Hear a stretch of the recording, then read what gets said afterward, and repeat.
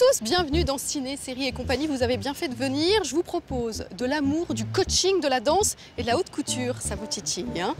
Je vous emmènerai à la rencontre de Benoît Poelvoorde. Il est bouleversant dans le nouveau film de Benoît Jacquot, 3 cœurs. Alors justement, comment a-t-il fait pour nous le briser, notre petit cœur? Je suis un petit peu intimidé, je vais rougir. Attendez de me voir en maillot. Charlotte, elle, a recueilli les précieux conseils de comédiens de série. Ça peut servir pour votre carrière, croyez-moi. Stéphane, lui, ne sait plus où donner de la tête entre la chorégraphe et danseuse Marie-Claude Pietragala, qui est une vraie fan de cinéma et de série, et son tête-à-tête avec Bertrand Bonello. Comment le cinéaste a-t-il donné forme à son film Saint-Laurent? Comme un grand couturier, on le saura tout à l'heure. Tout de suite, c'est Isabelle Claire qui tricote pour nous sa sélection du meilleur, du petit et du grand écran. Si c'est une heure, alors là c'est autre chose. La bonne nouvelle de la semaine est signée Médiamétrie.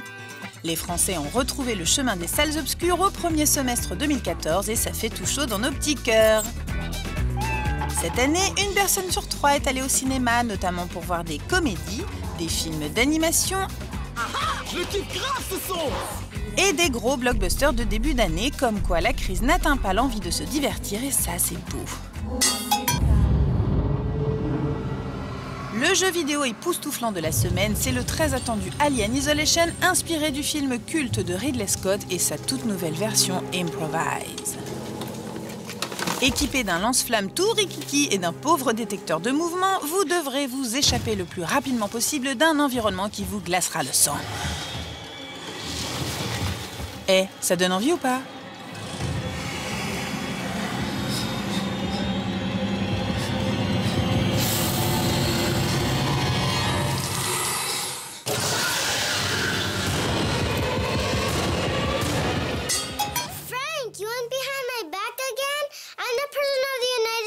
You can't tell me what to do. President has as much a control of the White House as a three-legged cow with vertigo. You see, the thing is... Who are you talking to? Nobody? C'est génial et c'est le coup de cœur de la rédaction des sketchs joués par des enfants haha, qui reprennent à leur sauce les plus grandes séries américaines nommées au dernier Emmy Awards. Un hommage adorable que les addicts de séries que vous êtes allés aimer d'amour, visible sur le site internet qui s'écrit en bas à gauche. Oui, oui.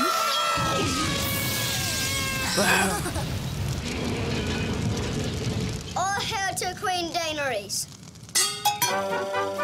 Le doux prénom de la semaine, c'est Jean-Claude.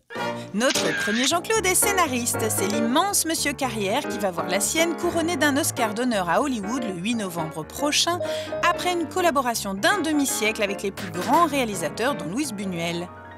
À 83 ans, traversera-t-il l'Atlantique pour aller chercher sa statuette, contrairement au dernier Français honoré, Jean-Luc Godard, qui a délaissé la sienne? Suspense. Le deuxième Jean-Claude du jour sort en poupée, façon Big Jim ultra réaliste, coûte environ 200 € et vendu avec ses lunettes de soleil. Oui, vous aurez reconnu l'acteur belge Jean-Claude Van Damme et ne se serait vraiment pas aware que de passer à côté. Ne quittez pas, dans quelques minutes, les effets spéciaux incroyables de Game of Thrones et autres surprises.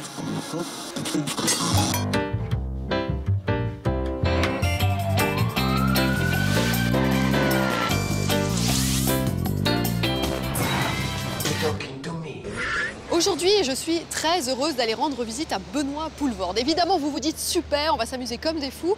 Sauf que moi, j'ai envie de vous révéler l'autre Benoît Poelvoorde, celui tout en retenue et en finesse qui m'avait marqué devant notamment la caméra d'Anne Fontaine dans Entre ses mains et Coco avant Chanel et plus récemment dans Une place sur terre de Fabienne Godet. Vous l'aurez remarqué jusqu'ici, ce sont des femmes qui ont dévoilé cette facette-là. Mais que se passe-t-il quand c'est un homme qui l'incite à aller vers l'émotion?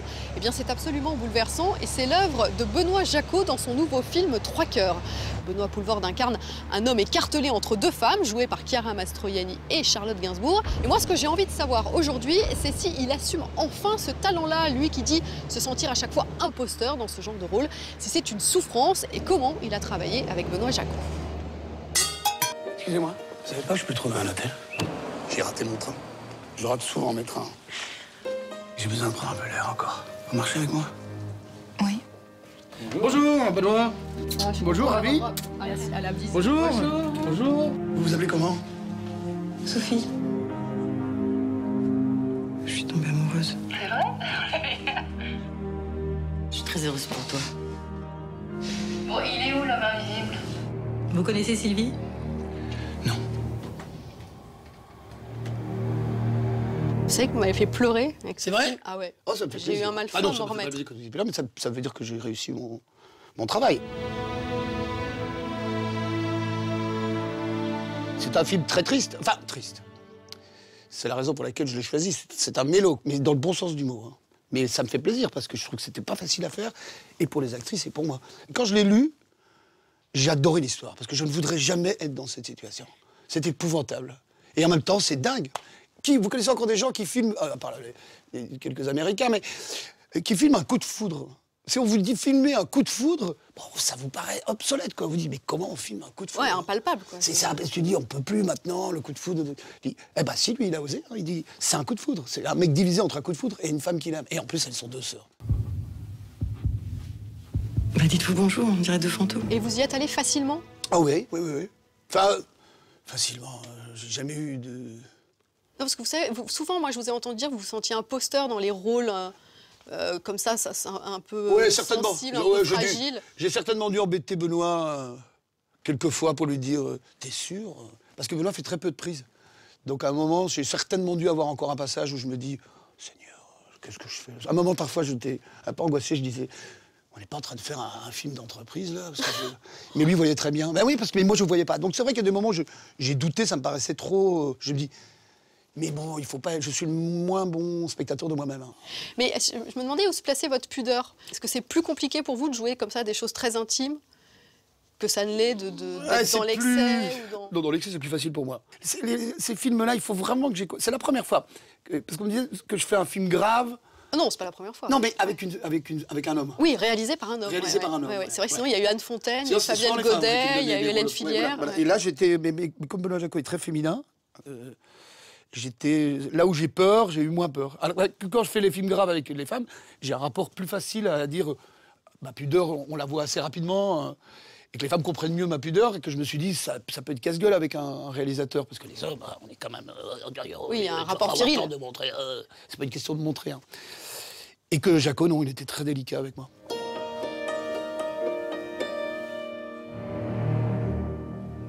On se revoit au Jardin des Tuileries, vendredi prochain, 18h. On va se donner nos numéros, c'est plus sûr. J'y serai.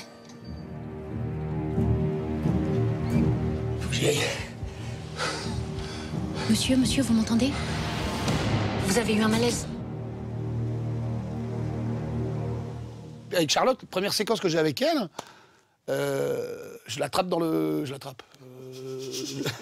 Façon de parler, hein, je veux dire, dans la cabane à jardin. Rouler une pelle à Charlotte Gainsbourg dans une cabane à jardin. Et Benoît Jacot, qui reconnaît lui-même qu'il a l'habitude en général de faire surtout tourner des comédiennes dans les rôles importants et éventuellement après d'avoir une histoire d'amour avec. Vous l'avez tu senti... me demandes si j'ai une histoire d'amour avec lui? Non, mais pendant tout le tournage. vous l'avez senti heureux de... Oh bah, dis donc, c'est moi qui ai pris sur moi tous les soirs après. Hein. Tu sais pas ce que c'est, toi? Partager la chambre, parce que j'avais pas de chambre à moi, hein, c'était dans sa chambre. Non, à côté, sur le petit lit de camp à côté. Hein. Vous bottez en touche, là. Non, mais voilà, vous l'avez senti heureux de s'intéresser à un homme. Il y avait quand même 3 actrices. Hein. Oui. Il n'est pas parti filmer un mineur. Non, mais enfin, c'est quand même vraiment... On rentre non, mais je l'ai senti. On rentre dans la tête de votre personnage, on rentre pas dans la tête des femmes. Oui, mais ça, il me l'avait dit. Il m'a dit, je vais le faire avec toi, parce que il savait que... Mais il a eu un rapport avec moi exactement... il m'a rassuré, aimé, charmé, comme il charmerait une actrice. Mais je pense que c'est nécessaire. Je pense que c'est nécessaire pour le rapport... voilà, dans ses yeux, tu crois que t'es le plus beau. Et voilà. Je crois que je vais te demander de le découper parce que... Tiens.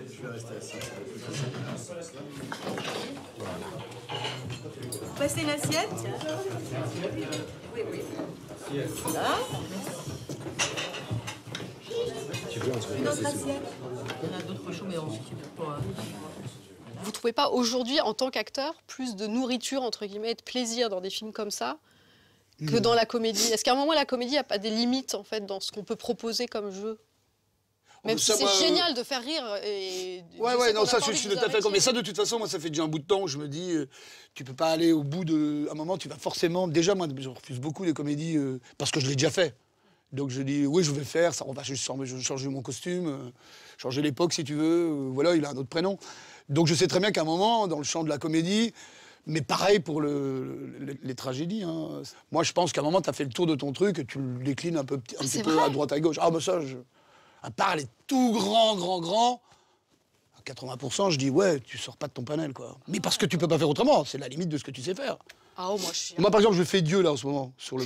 Mais c'est vrai, je t'assure. Ah bah, c'est sûr qu'après, ça va être dur. Je joue Dieu sur Jacob van der Maal, et le Dieu est méchant, comme une teigne, tu vois.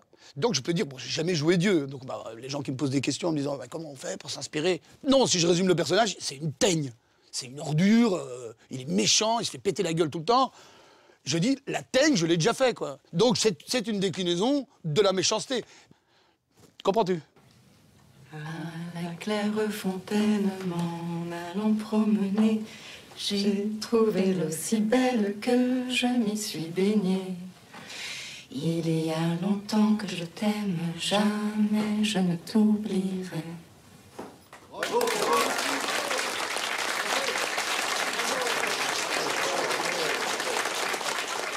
Vous rêvez à certains réalisateurs? Non, absolument. Alors ça, depuis le début. Hein. Non, parce que je ne connais aucun réalisateur qui peut se vanter d'avoir fait que des bons films. Il y a plutôt des gens où je me dis, oh, ça doit être sympa de travailler avec lui, il a l'air rigolo. Il y a des acteurs comme ça, je me dis, oh, il a l'air sympa, lui. Tu vois? Je dis, oh, il a l'air sympa, ça m'amuserait. Mais pas un réalisateur où je me dis, oh putain, son travail est tellement audacieux, je veux en faire partie. Je m'en fous complètement. C'est pour ça que maintenant, quand je rencontre les réalisateurs, je regarde d'abord, en dehors du fait de mal lire le scénario, si ça va passer, tu vois, si je ne vais pas m'ennuyer ou si lui va pas s'ennuyer avec moi, quoi. Bon, en tout cas, vous utilisez beaucoup... Qu'est-ce qu'il est pesant, l'autre, là. Vous utilisez le mot plaisir. Donc ah, mais ça doit rester un plaisir. Ça doit rester, sinon il faut s'arrêter quand tu trouves plus de plaisir.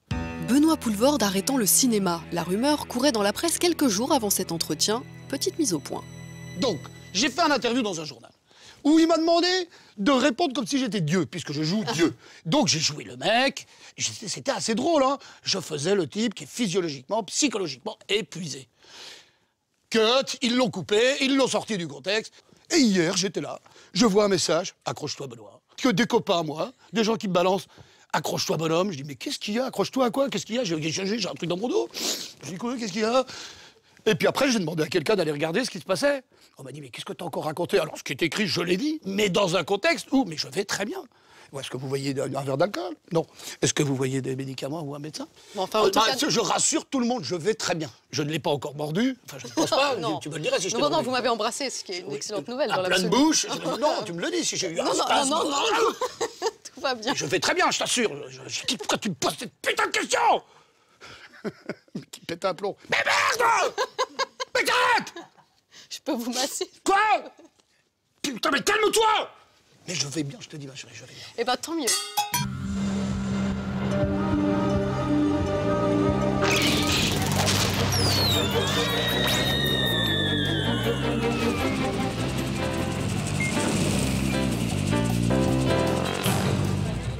Silencio, por favor.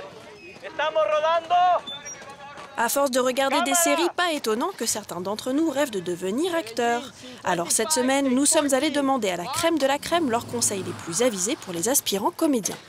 Good? It's nice.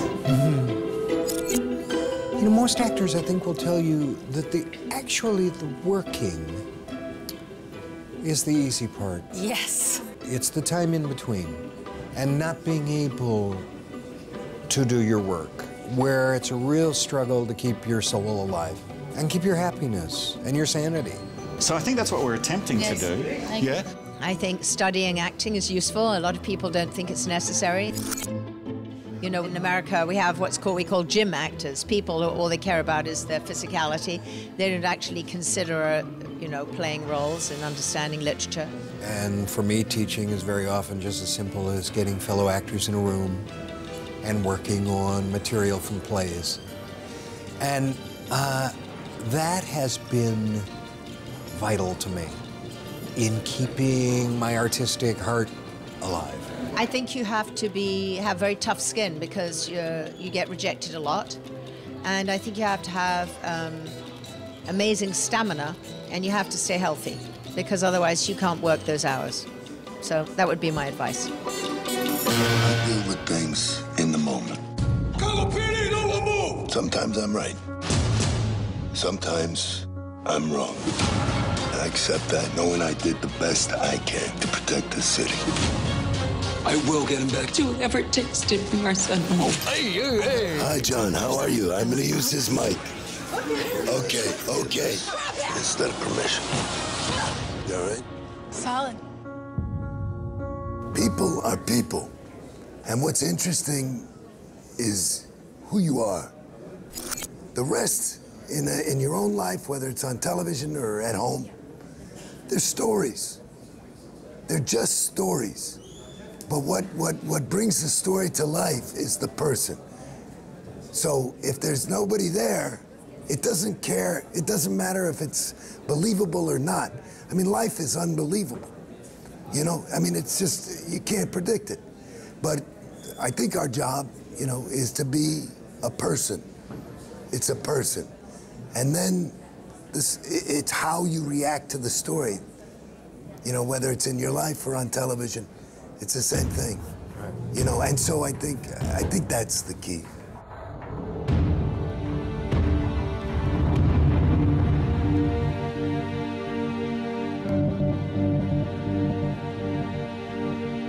If I watch something, I like a camel, coming on, I act like them. I connect with that, and I cannot focus on my own work. It's very difficult for me. So when I work a lot, act a lot, or write something, I'm not seeing so much other stuff because it affects me too much. I choose out what I'm listening to and what I watch. Sometimes I'm very lucky. I see a scene from a movie that connects me to what I have to do in that series, and I watch it, and brilliant. And I can use that and use that, but then it's enough. It's hard now because there are lots of actresses, lots of people that want to come up and you know, film themselves on their iPhone or whatever. But if you're a clever girl, write your own pieces, produce it. You can do it so inexpensively now and create the work that you want to do in this world. And I wish somebody had told me that earlier on, because nobody gives it to you. I've been very, very fortunate, but it's important to have your voice heard, your own specific voice heard. Et si malgré tous ces précieux conseils, tout semble indiquer que vous ne soyez pas du tout fait pour ce métier, revoyez vos plans de carrière. When's the next casting session? Because if I have to listen to any more amateurs, I'm going to slash my wrists. Hey, you want me to try that with an accent, Billy?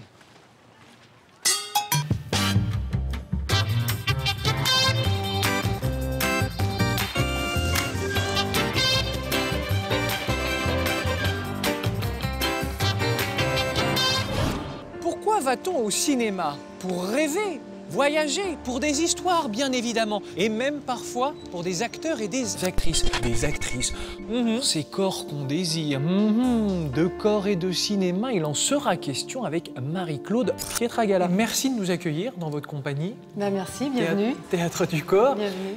Danseuse étoile, chorégraphe, avec qui nous allons explorer sa fascination pour le cinéma et pour la série, me dirait Charlotte Bloom. Et oui, bien évidemment, nous lui poserons la question. En attendant, je bosse la souplesse. Eh ben, c'est pas gagné. Pas gagné, pas gagné. Marie-Claude, vous êtes présente au festival du film américain de Deauville. Vous faites partie du jury aux côtés de Costa Gavras et de nombreux talents. Votre travail, c'est celui du corps, Marie-Claude. Est-ce que vous êtes sensible, quand vous allez au cinéma, de voir comment un acteur utilise son corps pour jouer ou pas? Absolument, absolument. Moi, ce qui me plaît, c'est l'engagement du corps. C'est à travers le corps, comment la voix sort. Et c'est ça, d'ailleurs, mon travail avec Julien Dereau, c'est sur le théâtre du corps, c'est ça. C'est comment le corps peut donner une toute autre résonance au texte. Donc je me réjouis, je suis très honorée de faire partie de ce festival et en tant que jury, en tant que membre du jury. Alors, je serai certainement beaucoup moins dans le côté technique, mais je pense que je serai sensible à la poésie, à l'imaginaire, au rêve, à la lumière, au cadrage, parce que je fais souvent la lumière dans mes pièces. Et le jeu de l'ombre, des clairs-obscurs me plaît beaucoup, des personnages qui sont un visage qui va être à moitié éclairé, une structure Et puis le rythme aussi, le rythme. Dans le montage, parce que avec Julien Derouault, nous sommes très exigeants aussi sur les films que nous faisons sur nos spectacles, où on veut que le montage soit très dense. Donc voilà, je vais peut-être être un œil un peu différent, un peu décalé dans ce jury, mais j'ai hâte, je suis très excitée à cette idée. Ça fait des années que vous travaillez autour de l'œuvre de Ionesco. Vous avez même adapté Les chaises dans une version chorégraphique contemporaine. Et on le sait, Ionesco puisait son imaginaire dans les rêves. Oui. Qu'est-ce qui vous fait rêver au cinéma? Un peu tout, à partir du moment où le scénario est bon.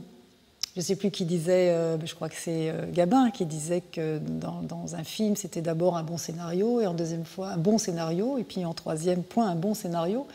Et puis c'est un tout, mais ça peut être aussi une image dans un film. Par exemple, je vais vous parler de ce film de Nicole Garcia, L'Adversaire, où il y a un plan où on arrive sur le personnage Daniel Auteuil, le personnage principal, où on le voit de 3/4 et on a juste une épaule. Et en même temps, il y a tellement de choses qui se passent dans cette scène-là qui est sans dialogue. Donc tout est bon à prendre. Moi, en tant que chorégraphe, j'ai été excessivement inspirée par le cinéma.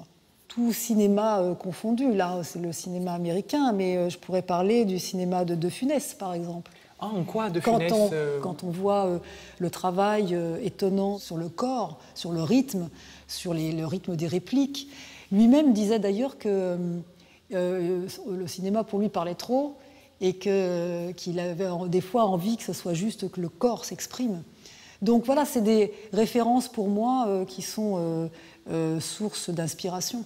Et puis vous avez eu une expérience avec le cinéma, c'était en 2001, c'était pour Livide, c'était un film de genre. Vous avez eu aussi une expérience à la télé avec Danse avec les stars, et vous disiez à ce moment-là que vous étiez fier de cette expérience parce que vous vous envisagiez comme passeur. Alors je voulais savoir qui vous avez amené au cinéma. Des grands noms du cinéma, Charlie Chaplin, Jacques Tati, Fred Astaire, Bruce Lee. Voilà, c'est assez étonnant, Michael Jackson. Je voulais vous faire un cadeau. Je voulais vous offrir une place de cinéma. Vous voyez, c'est pas n'importe quelle place de cinéma, c'est pour aller voir la ressortie du Jour se lève de Marcel Carné, 1939, Arletty, Jean Gabin, le dernier film du Front populaire. C'est le film que régime de Vichy va interdire plus ou moins. Il ressort en copie restaurée et avec des images qu'on n'avait pas vues justement parce que Vichy avait interdit. Vous l'avez vu ce film-là? Oui, je l'ai vu ce film. Et alors, ça reste un souvenir? Oui, parce que bon, moi j'ai été complètement fascinée par Gabin. J'avais un papa qui adorait le cinéma de minuit. Et donc avec tous ces films anciens que je revois avec grand plaisir. Moi, si je pouvais t'oublier, je t'oublierais tout de suite, je te le garantis. Un souvenir. Tes souvenirs. Est-ce que j'ai une gueule à faire l'amour avec tes souvenirs? Le cinéma, c'est aussi les dialogues. Là, c'est les dialogues de Prévert. Oui, c'est magnifique. Oui, bien sûr. Marie-Claude, cette émission, elle est destinée au cinéma et elle parle aussi de séries. Alors, je voulais savoir si vous êtes exclusive cinéma ou si vous vous intéressez aussi à la série. Ah non, mais j'adore les séries. C'est-à-dire, qu'est-ce que vous aimez? Avec la série, il y a ce côté où on devient très vite addict, parce que je pense à la série Breaking Bad, qui est incroyable. Il y a des acteurs inouïs. Vous les regardez d'un coup, vous achetez des coffrets, vous les regardez à la télé? C'est difficile de les regarder d'un coup, je vous avoue franchement. Ou alors c'est souvent des nuits blanches. Ça m'arrive des fois d'en passer, d'aller jusqu'à 6-7 heures du matin parce que j'arrive pas à décrocher avec l'histoire, avec le personnage, avec le rythme, voilà. Il y a eu qu'une série, et je me suis renseigné auprès de ma camarade Charlotte Bloom, qui est extrêmement qualifiée. 1982, je crois, Fame, une série sur la danse, et depuis rien. Vous aimeriez ça, une série autour de la danse? Mais oui, parce que c'est un univers très particulier et en même temps très rocambolesque, hein. La danse, je veux dire, très romanesque, selon dans quel univers vous voulez que ça se passe. Moi, j'ai passé mon enfance à l'Opéra de Paris. Il y a eu une série, quand j'étais enfant, qui était L'Âge heureux, et il se passait des choses assez étonnantes. dans cet univers du Palais Garnier. Mais oui, l'univers de la danse, ça peut mériterait qu'on s'y intéresse. Mériterait qu'on s'y intéresse, oui, oui, parce que vous avez des personnages hauts en couleur. J'en ai connu. Et je vous assure que, voilà, dans toutes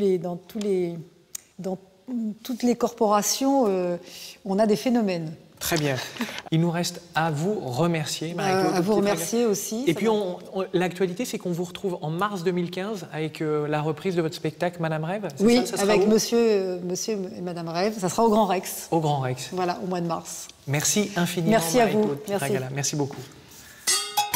Oui, ne quittez pas, un fan de cinéma et de série va vous répondre. Dans quelques instants, vous allez retrouver Stéphane pour le screen parfait. Au programme, une leçon de mise en scène prodiguée par Bertrand Bonello autour de son film Saint-Laurent. Mais tout de suite, Isabelle Claire achève sa sélection cousu main du meilleur de l'actu de la semaine. Ah, si c'est une heure, alors là c'est autre chose. On l'évoquait tout à l'heure, voici la vidéo des coulisses les plus dingos de la semaine. Un studio d'effets visuels de Montréal vient de dévoiler la bande démo des effets spéciaux réalisés sur la 4e saison de Game of Thrones, série phare d'OCS et aussi la plus regardée aux États-Unis. Grâce à cette collaboration sur plus de 150 plans, le studio a même obtenu un Emmy Awards, équivalent des Oscars, mais pour la télé.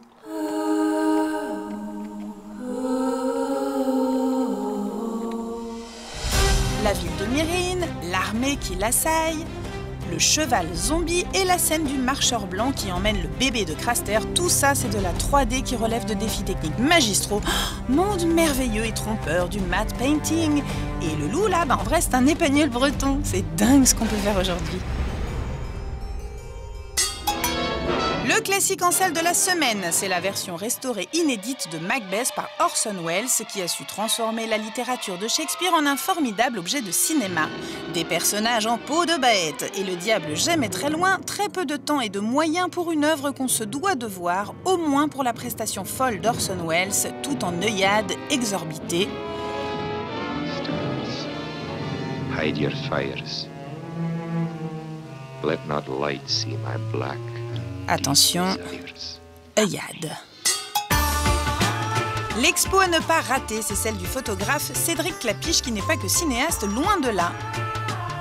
Un an après la fin de sa trilogie, il revient avec des clichés inédits pris à Paris et à New York, deux villes qui sont devenues des personnages de ses films, comme toutes les métropoles qu'il a visitées avant elle.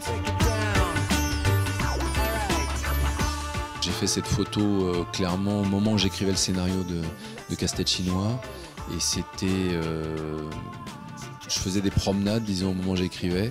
Et c'était pour à la fois découvrir New York un peu plus. Donc ça c'est la photo qui a servi d'inspiration au début de Casse-tête chinois. En fait, le générique de Casse-tête chinois a été inspiré par cette photo.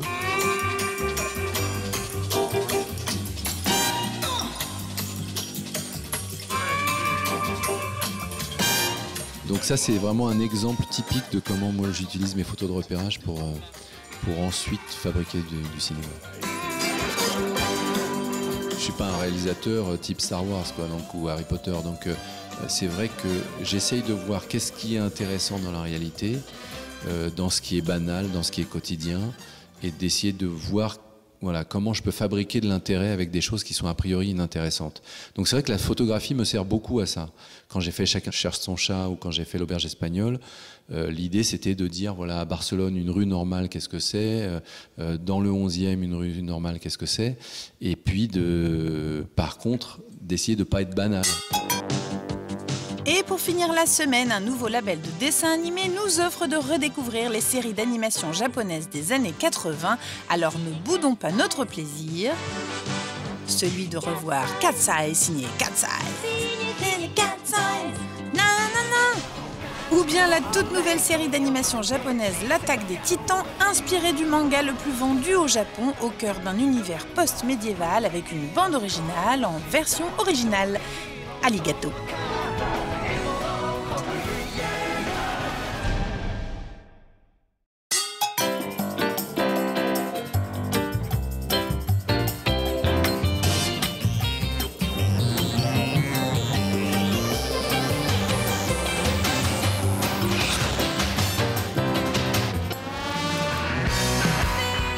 Le screen parfait, c'est un peu comme une leçon de couture. Bah oui, c'est vrai, pensez-y, sauf qu'il s'agit de mise en scène. Comme pour un vêtement, un metteur en scène assemble ses plans, modèle ses comédiens, crée une esthétique. Ah, voilà, c'est pas mal ce bleu pour Sophie. À l'occasion de la sortie du biopic consacré à Yves Saint-Laurent, Bertrand Bonello cherche plus que jamais à inventer une forme de cinéma pour correspondre à son sujet. Il y a deux styles, je pense, de metteur en scène. Il y a celui qui impose toujours le même style, peu importe le sujet, et puis celui qui, dont la mise en scène va toujours être induite par le sujet. Moi, j'ai envie de dire que je me sens un mélange des deux.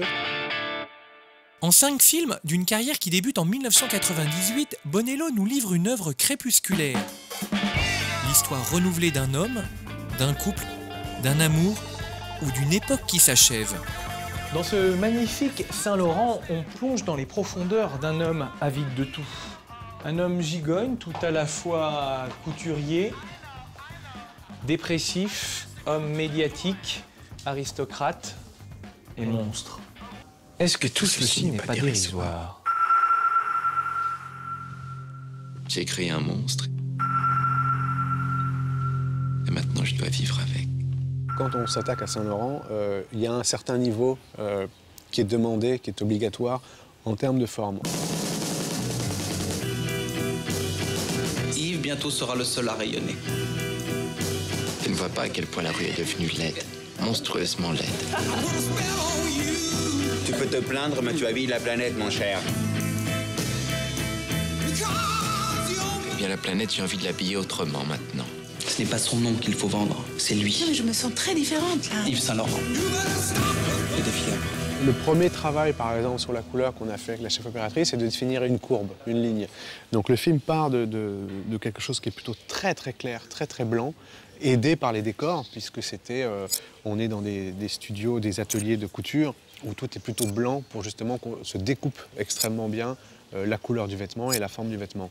Et puis petit à petit, on passe par quelque chose de très sombre et coloré qui est la nuit, et on termine dans le troisième acte du film, dans quelque chose qui est son appartement. Alors, dont les couleurs sont très mordorées, rouge sombre, des lacs comme ça. Et on a essayé de respecter cette espèce de courbe qui nous amène en gros de quelque chose de très clair à un mausolée, une sorte de tombeau comme ça, sublime, mais quand même lourd. Le défi approche. On n'a rien pour commencer à travailler.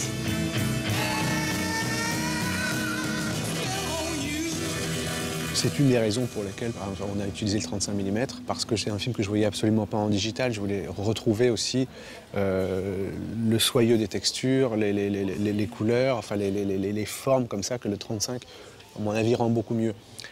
Saint-Laurent, par exemple, c'est quelqu'un qui a un goût pour le classicisme et en même temps un sens de la modernité. Et c'est ce mélange des deux qui a fait la personne unique qu'il est. C'est quelque chose que j'ai envie de toute manière, quels que soient les films, de retrouver, pervertir le classicisme par exemple. Là, le film se passe dans les années 70, mais je pense d'une manière générale, il ne faut surtout pas coller à son époque, il faut coller à soi-même et encore une fois, rendre du contemporain au film, le rendre le plus contemporain possible. Des fois, je ferme les yeux. Puis je les ouvre, je ne vois que des choses lourdes et sombres.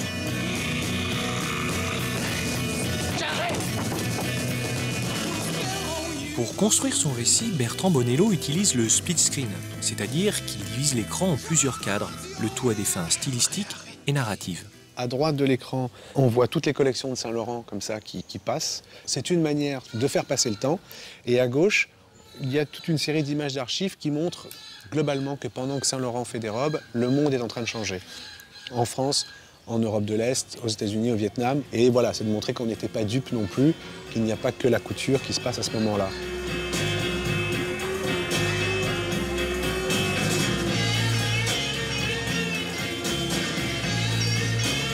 Vous travaillez pour moi. Moi, je ne fais pas trop de découpage préalable. C'est mannequin pour Chanel. Ça m'est égal. Je voudrais que vous présentiez une collection. Je ne peux pas. Je vous le demande. La chose que je décide avant le jour du tournage, c'est est-ce qu'on doit être loin, est-ce qu'on doit être près, est-ce que ce sera plutôt un plan séquence ou plutôt une scène découpée, c'est à peu près tout. réussir une scène de boîte de nuit. Ça, c'était vraiment important pour moi. Et c'est une scène qui fait 6 ou 7 minutes, dont le seul enjeu scénaristique est de dire un homme rencontre un autre, ils se regardent. Et l'idée était de les mettre l'un et l'autre à chaque bout comme ça de la boîte de nuit. Et j'avais envie de travailler avec un plan séquence pour montrer la distance et qui revient et qui repart. C'est un triple mouvement comme ça. Et cette distance fabrique un désir. Enfin, j'avais envie de ça, j'avais envie de cette sensation-là.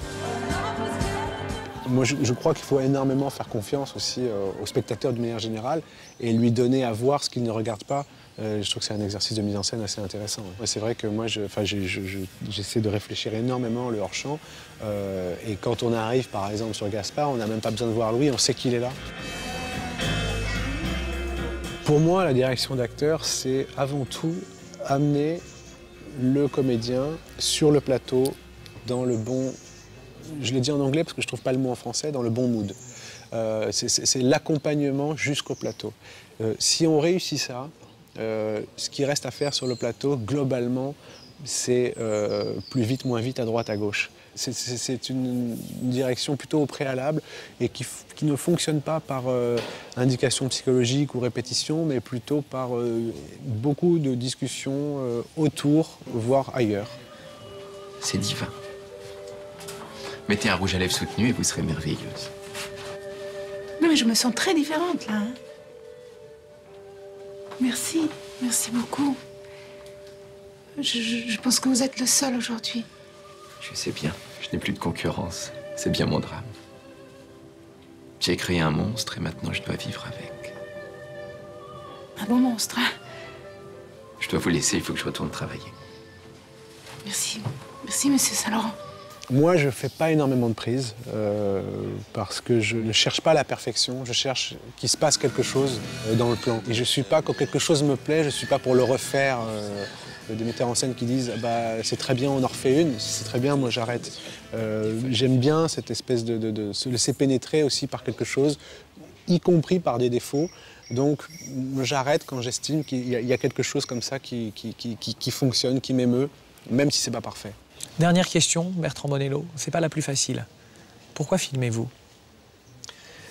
Je crois que je veux surtout pas le savoir.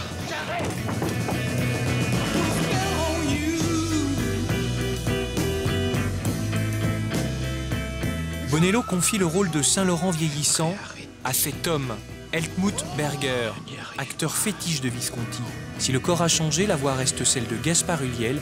Voilà son ultime défi. Ciné, série et compagnie, c'est tout pour aujourd'hui. Ne soyez pas tristes, vous pouvez nous revoir quand vous le voulez sur OCSGO et YouTube, entre autres. Nous sommes également disponibles sur les hors-bords, de jour comme de nuit.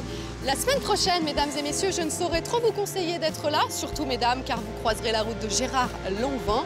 Musique également dans nos oreilles avec Louis Bertignac et le réalisateur Tate Taylor autour d'un film sur James Brown. Oh oui, je sens déjà que le funk m'envahit, le dieu de la soul me parle. Excusez-moi, salut. Je viens de nouveau me taper une pile sur la dépression positive, les vertus de la dépression. Bah, envoyez-les voir 3 cœurs. Conduire avec une dépression, jouer au tennis avec une dépression. Champion de bowling avec une dépression, tout avec une dépression. La dépression va à l'école. La dépression fait ses courses. Non, il y a quelques volumes. La dépression pour les nuls. Donc je rassure tout le monde, je vais l'écrire, la dépression pour les nuls. La dépression pour les nuls. Alors, vous allez tout de suite tomber en... tous les bases. Voilà, tout de suite, vous ne sortez pas de votre lit, ça va beaucoup plus vite. Tout le monde aura compris. Et vous vous écriez « Oh !»